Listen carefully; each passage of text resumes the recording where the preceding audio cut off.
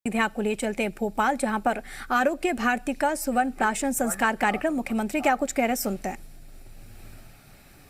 हमने भी शहद चाटी वास्ते जी बचपन में। राघवेंद्र बैठे हैं सामने डोबी में। हमारे गांव में स्वर्ण प्राशन नहीं कहते थे, क्योंकि गांव में एकदम स्वर्ण प्राशन उस शब्दावली पर नहीं जाते थे, लेकिन एक निश्चित उम्र हो जाती थी तो कहते थे चटाना है आज। तो कोई स्वर्ण सलाखा से चटाता था और सक्षम नहीं होता था तो उंगली से ही शहद चटाता था, लेकिन चटाते थे। वर्षों तक ये परंपरा जीवित रही। अब जरूर ये ग्रामीण क्षेत्र में भी विलुप्त जैसी हो गई है, लेकिन हमारे जो 16 संस्कार है पूर्णतः वैज्ञानिक है, शोध करके बनाए गए। उनमें से स्वर्ण प्राशन संस्कार इसीलिए है कि बच्चे स्वस्थ रहें, बीमार ना हो, कुपोषण के शिकार भी ना हो। अशोक जी ने बताया कि स्वर्ण के अलावा और कौन कौन सी औषधियां ग्लो निर्गुंडी से लेके अलग अलग। अच्छा, एक और आपको याद होगा, पहले जन्म के साथ बच्चों को जन्म घूटी भी देते थे, अब खत्म हो गई। और जन्म घूटी किसी जमाने में बहुत पॉपुलर थी। ये वाजपेयी जी चटाते थे तो हर्रा घिसके भी चटाते थे। ये बचपन में कोई बीमार है इसलिए नहीं, हर्रा घिसते थे, उंगली में लेके वो भी बच्चों को चटाते थे। ये रोग प्रतिरोधक क्षमता बढ़ाने के लिए होता था। तो इस तरह की चीजें जन्म घूटी में भी औषधियां रहती थी, उसी का एक प्रकार था। तो बच्चे कुपोषित ना हो, स्वस्थ हो, रोग प्रतिरोधक क्षमता उनमें विकसित हो, इसकी कल्पना आज नहीं हजारों। मैं आरोग्य भारती का ऋणी हूं, आभारी हूं और धन्यवाद देना चाहता हूं कि उन परंपराओं को आगे बढ़ाने का महायज्ञ उन्होंने हाथ में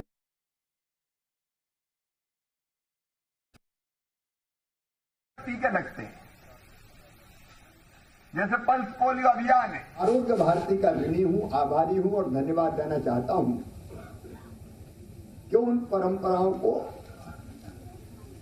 आगे बढ़ाने का महायज्ञ उन्होंने हाथ में लिया है। जैसे रोग प्रतिरोधक टीके लगते हैं, जैसे पल्स पोलियो अभियान है, पोलियो से मुक्ति के लिए। और आजकल कोरोना के भी टीका लग रहे हैं। ये भारत में पहले से व्यवस्था थी इन बीमारियों से कैसे शरीर को स्वस्थ रखा जाए। हमारी आयुर्वेदिक परंपरा बहुत समृद्ध है। मैं मानता हूं कि एलोपैथी कई मामलों में अद्भुत है, सर्जरी और बाकी सब चीजें, इसमें कोई दो मत नहीं है, लेकिन आयुर्वेद का भी अपना महत्व है। दिक्कत केवल ये हुई कि वर्षों तक आयुर्वेद में रिसर्च अनुसंधान पर जितना ध्यान दिया जाने चाहिए था उतना दिया नहीं गया,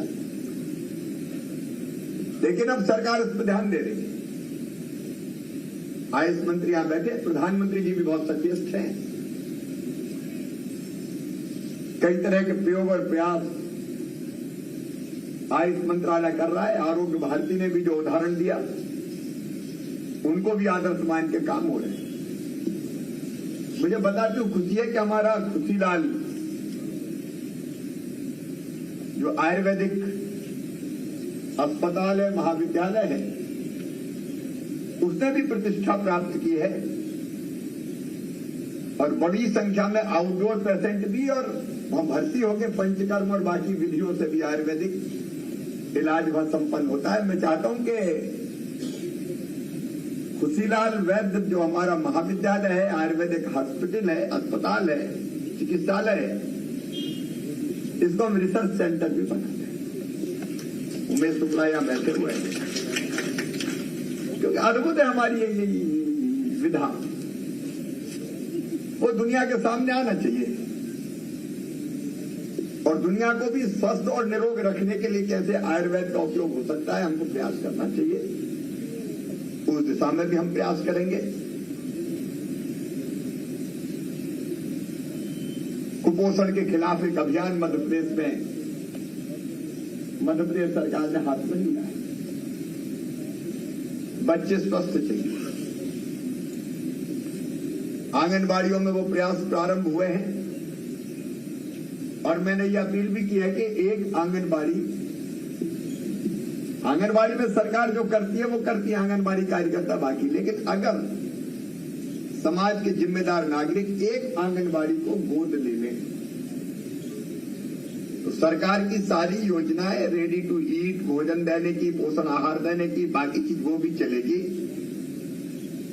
लेकिन उसमें कुछ और ऐड करना है। स्वर्ण प्राशन जैसी परंपरा हम कई नए प्रयोग कर सकते हैं। आरोग्य भारती से भी निवेदन करूंगा, वो एक गांव और एक आंगनबाड़ी भोपाल में ली जा सकती है। सेवा बस्तियों की किसी आंगनबाड़ी को गोद में लेके हम ये आयुर्वेदिक विधियां भी अपना के कुपोषण दूर करके बच्चों को स्वस्थ करने का अभियान आप चला ही रहे। वो केंद्रित होगा तो हम प्रयोग भी हो जाएंगे और कुल मिला के उसके जो लाभ है वो समाज के सामने आएंगे।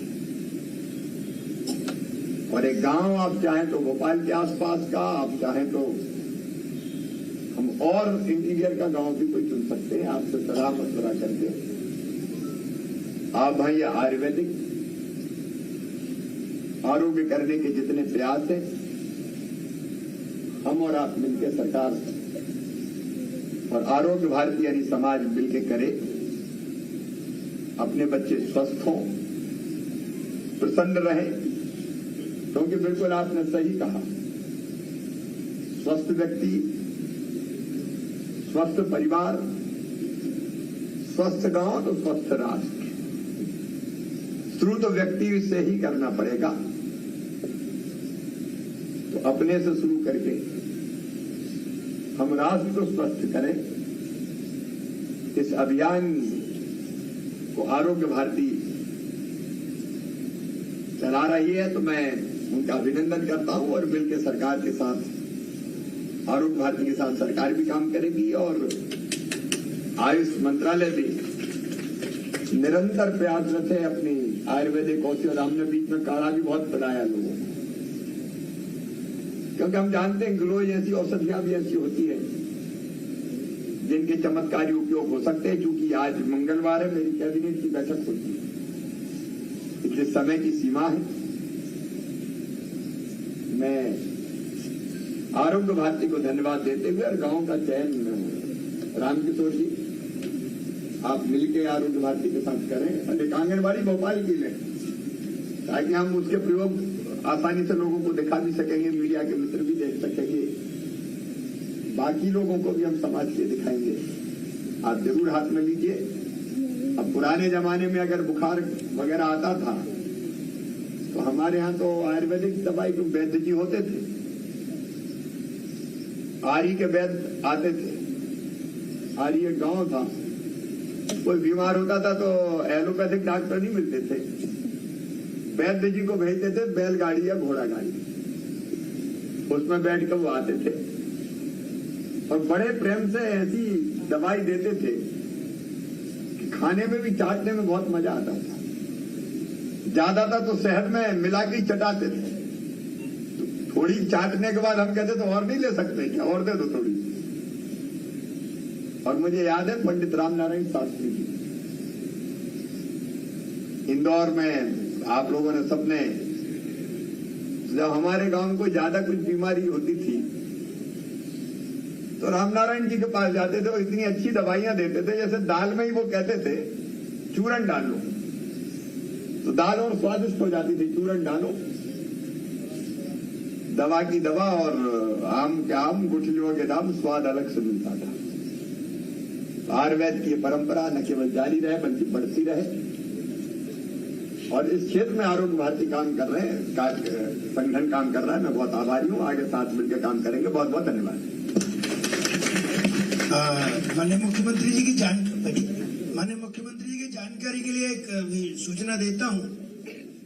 कुपोषण यह आरोग्य भारती का एक विषय है और अभी ये जो दोनों बस्तियां गोद ली हैं, यहाँ इनको हम पूर्ण शिवराज सिंह